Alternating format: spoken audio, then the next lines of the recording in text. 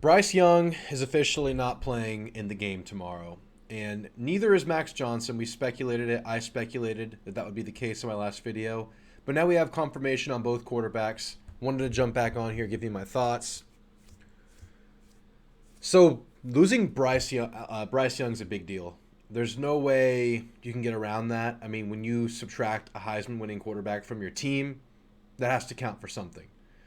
Uh, I mentioned that Alabama has not been immune to mistakes this year, and their most mistake-ridden game was versus Texas. And here I am trying to justify an A&M chance to win. But let's say Bryce Young doesn't play versus Texas. He doesn't have those miraculous plays. I don't know if Alabama wins. They probably don't. It was the Bryce Young show in the fourth quarter at Texas. Last week versus Arkansas in the third quarter when Bryce Young went down. Arkansas went on like a 24-0 run. And Alabama was able to get things going in the fourth quarter on the ground. But that Arkansas defense is battered and bruised, missing some key players, not as athletic as A&M's defense. If A&M is able to key in on the run this game, and they haven't been able to key in on the run at all this year. They have not been great at stopping the run in that intermediate range where it's like a 10 to 20 yard chunk gain. They've been prone to that. Or even lesser gains. They've been prone to like the 5-yard run or like the 3-yard run. Think about the App State game. Think about Miami, where I suggested that they conceded some of the run to shut down that Miami passing attack. There were some big chunk runs there. Arkansas ran successfully against A&M. A lot of teams have been able to run against A&M.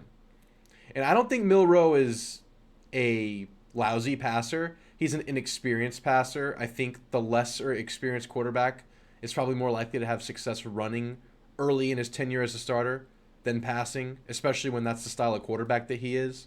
He's a dual threat, true and true. Through and through? True and true? Whatever.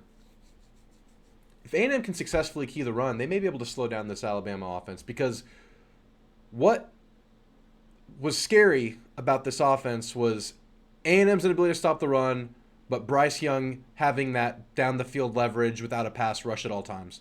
And that's kind of diminished without that down the field presence. And these, as I mentioned in my last video, Alabama's receivers have been shoddy. They've been having separation issues. They've been having issues with drops. So I don't think it's advantageous for A&M overall, but I think this is a better scenario for Texas A&M. You don't have that threat of the quarterback just making the receivers better. They're going to have to just eat the fact that their receivers have been struggling a little bit. Now, they're great players. If they get the ball in their hand, they could beat you for 99 yards on a play. But they have been problems with drops, and there have been problems with separation. And now, without Bryce Young, who knows what that could equate to. Other side of the ball, I already kind of broke it down, but Haynes King is the starter. That's confirmed. But the little wrinkle we've gotten this week from a couple of sources, including Billy Lucci, is that there's a very good chance that Connor Weigman, the true freshman, is going to see some action. How do you guys feel about that? I mean, he's not going to start. Haynes King is the starter. I'm not sure if it's going to be a scheduled thing where Weigman's going in on the fourth drive or whatever, or if they're going to see if Haynes is kind of struggling, they're going to throw Connor out there. I mean, who knows? This offense could be wide open right now. I think if the O-line plays their best game of the year, either one of these quarterbacks could have some success. But we know what the Alabama front seven is. But we know what this O-line has done to that front seven with the same three core members. Foster, Fothery, Layden.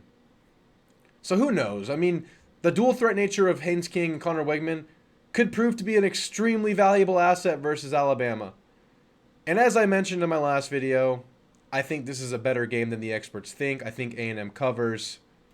And I think both of these quarterback factors play into Texas A&M's favor more so than they do into Alabama's favor overall. So what do you guys think about the quarterback situation right now? Do you want to see Connor Weigman get some action on the road at Tuscaloosa in Week 6? There's not much worse that could go on this season. It's pretty much as bad a start as you could have asked. I guess it would have been worse if you somehow stumbled to Arkansas, or that thing doesn't bounce your way, you know what I mean? But how do you guys feel about the possibility of Weigman starting on the road? This could be interesting. What if he shows out? We don't know what could happen. But Haynes King, I mean, I haven't lost total hope in him. He's had some bad signs, but if he gets any kind of protection, he could have some success. I hope to see them both run. I hope to see a strong running attack because this O-line's been improving on the line. Going to be an interesting one, guys. I'll see you after the game. Thanks for watching, guys. If you enjoyed this content, please consider subscribing. It helps me greatly. And if you're subscribed, hit that notification bell so you can catch all of my videos before the next game hits. Thanks, guys. I'll see you on the next one.